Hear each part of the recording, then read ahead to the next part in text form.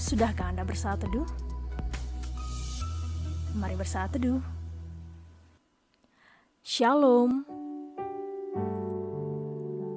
Renungan malam Sabda Bina Umat Minggu ke-22 sesudah Pentakosta, Minggu 24 Oktober 2021. Jangan suka membandingkan. Firman Tuhan diambil dari Keluaran pasal 16 ayat yang pertama sampai ayat yang kelima.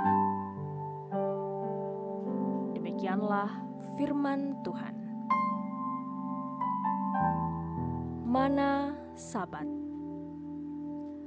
Setelah mereka berangkat dari Elim, tibalah segenap jemaah Israel di padang gurun Sin yang terletak di antara Elim dan Gunung Sinai pada hari yang ke-15 bulan yang kedua sejak mereka keluar dari tanah Mesir. Di padang gurun itu bersungut-sungutlah segenap jemaah Israel kepada Musa dan Harun dan berkata kepada mereka, kalau kami mati tadinya di tanah Mesir oleh tangan Tuhan ketika kami duduk menghadapi kuali berisi daging dan makan roti sampai kenyang. Sebab kamu membawa kami keluar ke padang gurun ini untuk membunuh seluruh jemaah ini dengan kelaparan. Lalu berfirmanlah Tuhan kepada Musa, sesungguhnya aku akan menurunkan dari langit hujan roti bagimu.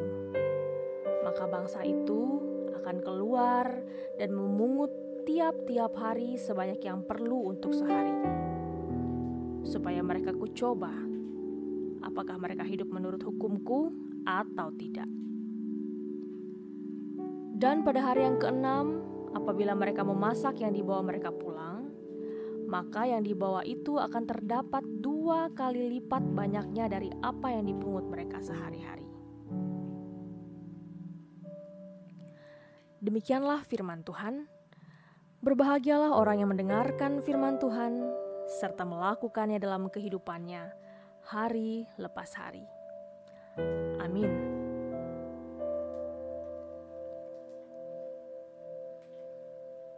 Salah satu penyebab hilangnya sukacita dalam kehidupan seseorang adalah suka membanding-bandingkan diri dengan orang lain atau keadaan masa kini dengan masa lalu.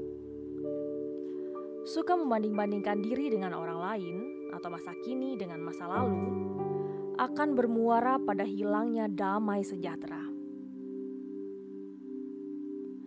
Dalam perjalanan ke tanah perjanjian, umat Israel membanding-bandingkan keadaan mereka yang dalam kesulitan dengan kenikmatan hidup di Mesir. Pada ayat yang ketiga, dengan membandingkan keadaan sulit di padang gurun dan kenyamanan di Mesir, sekalipun dalam perbudakan, menjadi tanda bahwa umat melupakan karya Allah yang membebaskan. Keadaan tanpa roti dan daging di padang gurun adalah malapetaka besar dan menjadi pembenaran bersungut-sungut. Sebuah pembelajaran kepada umat bahwa jaminan penyertaannya akan mencukupkan kebutuhan mereka, sekaligus mengajarkan umat untuk mensyukuri karya pembebasan dan pemeliharaannya. Melalui bacaan kita hari ini, hendak dikemukakan pengajaran penting bahwa hidup dalam anugerahnya sungguh tidak terbandingkan. Hal ini menjelaskan bahwa Allah tidak hanya memperhatikan soal roti pada ayat keempat, melainkan juga kuasanya yang berlaku atas kehidupan umat pada ayat yang kelima. Kita tidak hidup di masa lalu yang telah berlalu dan tidak hidup di masa depan yang belum dialami. Tetapi kita hidup di masa kini yang sedang dijalani. Dan cara kita memasuki masa depan dengan perilaku yang baik di masa kini. Hidup dengan rasa cukup adalah kunci kemenangan dalam mengatasi setiap persoalan. Karena tidak gegabah membandingkan masa lalu dan masa kini, serta selalu mempertimbangkan adanya penyertaan Allah ke masa depan.